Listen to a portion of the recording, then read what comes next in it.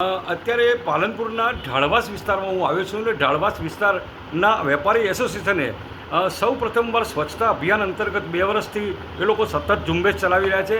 દેશના પ્રધાનમંત્રી જ્યારે સમગ્ર સ્વચ્છ ભારત બનાવવાનો પ્રયાસ કરી રહ્યા છે તેવામાં સૌથી પ્રથમ પાલનપુરના અંદર જો કોઈ પહેલ કરી હોય તો ઢાળવાસના વેપારી એસોસિએશને કરી છે અને એનું પરિણામ પણ આપણને દેખવા મળ્યું છે. પણ અત્યારે કંઈક પરિસ્થિતિ એવી છે કે 4-5 વેપારીઓ આની સ્વચ્છતા અભિયાનનું ખ્યાલ નથી રાખતા.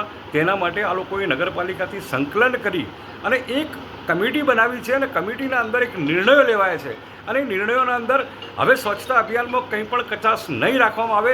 પ્રધાનમંત્રીનું જે સપનું છે એ સંપૂર્ણ રીતે પૂરું કરવામાં આવશે અને એમાં પણ જો જરા બી કચાશ રાખી તો તેની સામે કાયદેસરની કાર્યવાહી કરવામાં આવશે. મારી સાથે અત્યારે ઢાળવાસ વેપારી એસોસિએશનના પ્રમુખ ઉસ્માનભાઈ છે. ઉસ્માનભાઈ, શું પરિસ્થિતિ છે અને શું કહેવા માગો છો?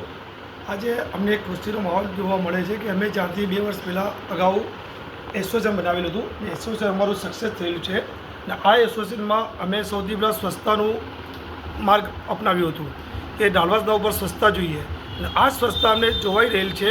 પણ અમુક ટકાવીના જે વેપારીઓ હોય છે, જે 5-6 વેપારીઓ હોય છે, જે પોતાનો કચરો રોડ પર નાખે પણ છે ને સાંભળતા પણ નથી. તેના અનુસંધાને અમે નગરપાલિકાથી ડાયરેક્ટ કનેક્ટિંગ કર્યું હતું. નગરપાલિકાએ એમને આશ્વાસન આપ્યું છે કે તમે જે પણ વેપારી હોય, ચાહે ગમે તે વેપારી હોય, તમે એના ફોટા પાડીને અમને મોકલશો તો અમે તેના ઉપર દંડ આપીશું, એના ઉપર કાયદેસર કાર્યવાહી કરીશું. તો એ અમને સારું આશ્વાસન નગરપાલિકા થ્રુ અમને મળ્યું છે.